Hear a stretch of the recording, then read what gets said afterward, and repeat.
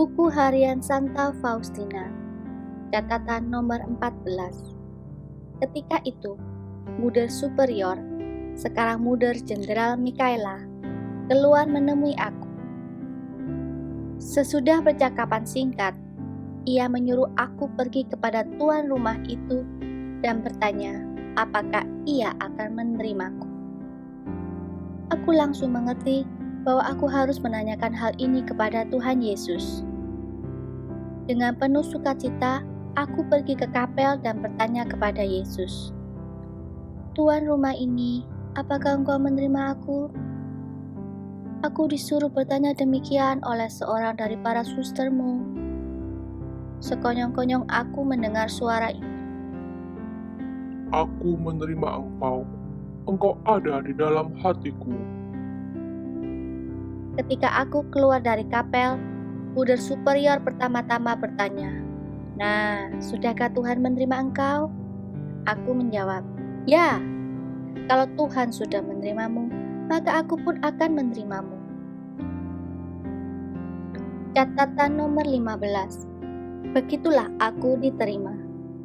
Tetapi karena banyak alasan, aku masih harus tinggal di dunia selama lebih dari 1 tahun bersama perempuan saleh itu.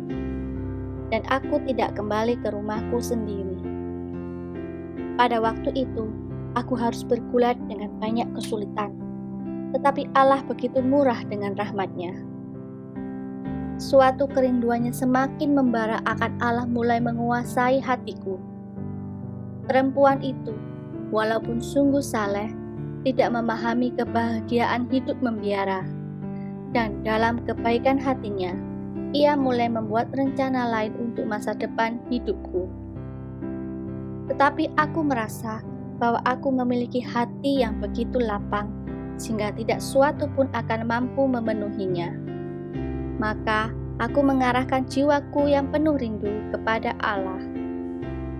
Catatan nomor 16.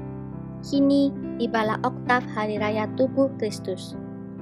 Allah memenuhi jiwaku dengan terang batin, yakni suatu pengetahuan yang amat mendalam mengenai Dia sebagai kebaikan dan keindahan tertinggi. Aku mulai menyadari betapa besar cinta Allah kepadaku. Sejak kekal kasih-Nya bagiku. Itu terjadi pada suatu ibadat sore.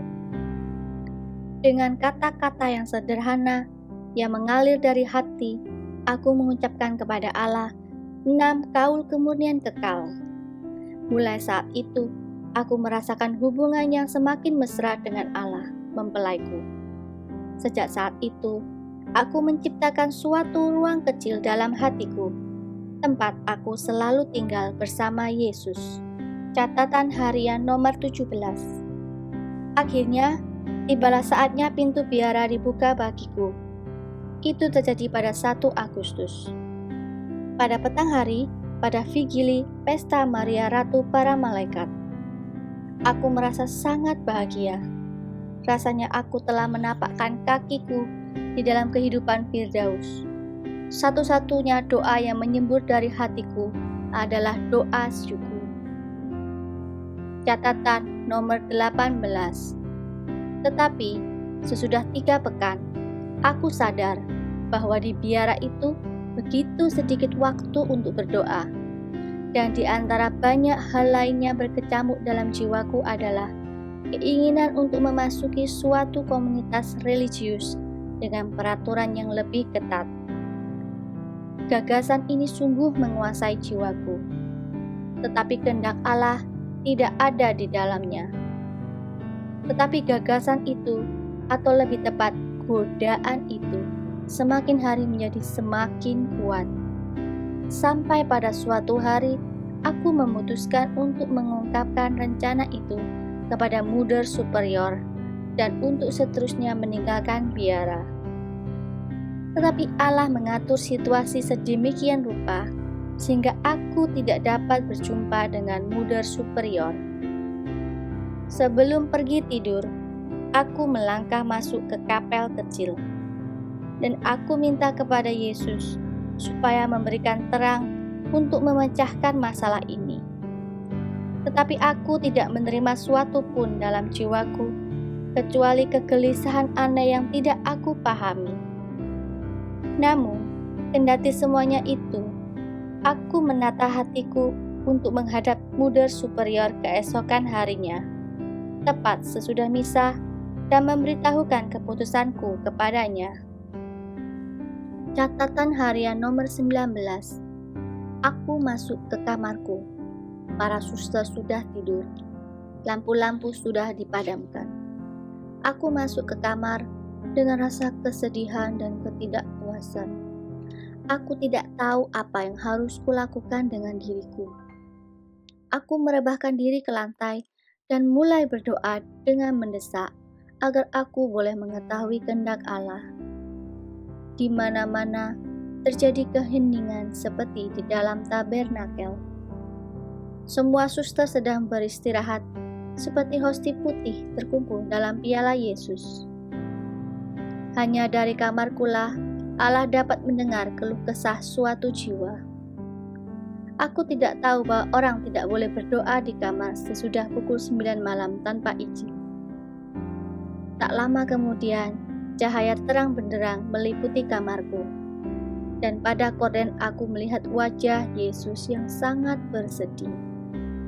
Ada luka segar pada wajahnya, dan air mata yang deras tercurah pada selimut penutup tempat tidurku.